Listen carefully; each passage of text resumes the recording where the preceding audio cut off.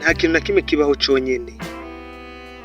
Buri kintu cose gifise aho gihurira n'ikindi kigenzi caco. Akantu gato karashobora guhindura umunsi. Umunsi umwe urashobora guhindura ubuzima.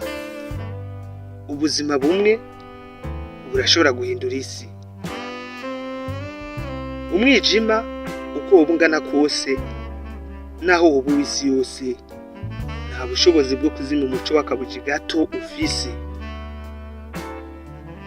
Uhora wibuka ibintu bibi vyakubayeko, ni nko kwikorera ubuye runini mu bwonko bwawe. Ibanga ryo kubaho ni ukubaho udafise ubwoba. Amahoro ava indani mu muntu, ntukayaronderere hanze.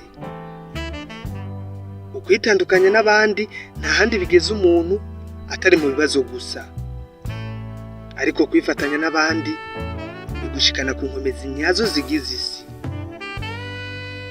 Iyo ufashe itara ukamurikira umuntu ngo abone inzira acamwo, iryo tara nyene mwese rizobamurikira, rizobaboneshereza inzira.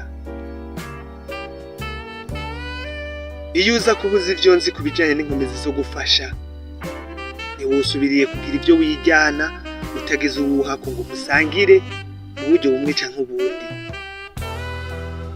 Ni vyiza gutsinda intambara yo mu mutima wawe ndani muri wewe kuruta gutsinda izindi ntambara zose zibaho, kubera ko intsinzi ni yawe, nta muntu n'umwe yoshobora kuyigutwara ngo ayikunyage.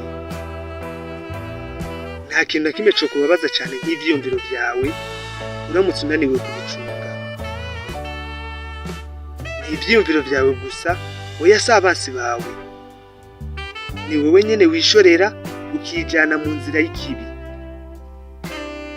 Ukimara rimwe rimwe rigenda rikorokera mu nkono, nivyo bituma iyo nkono yuzura amazi.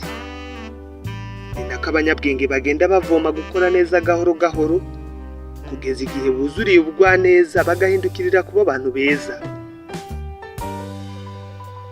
Gufasha papa na mama, kwitaho umugore wawe, ukitwararika abana bawe, hamukihebera kubana amahoro n'abandi, nta wundi mugisha urutuwe. Uwo muntu wese adacokora canke gatambire ku muntu ababaye, abatsinze intambara ikomeye cyane.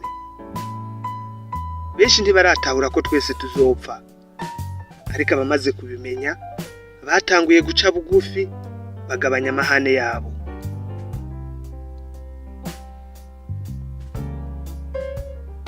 Nimba ubona ikintu kibereye gukorwa, gikore n'umutima wawe wose. Mbega nitutitaho ngo dufashe abakeneye ubufasha, ninde azotwitaho natwe igihe tuzoba dukeneye abadufasha? Mu buzima, ndavuga mu buzima bwawe, uzogerageze gukurikiza aya majambo gahoro gahoro, n'ubuzima bwawe buzohinduka bube bwiza kurushaho.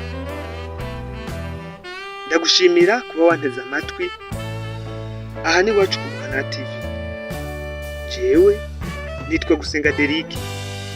Kora subscribe canke s'abone niba utarabikora.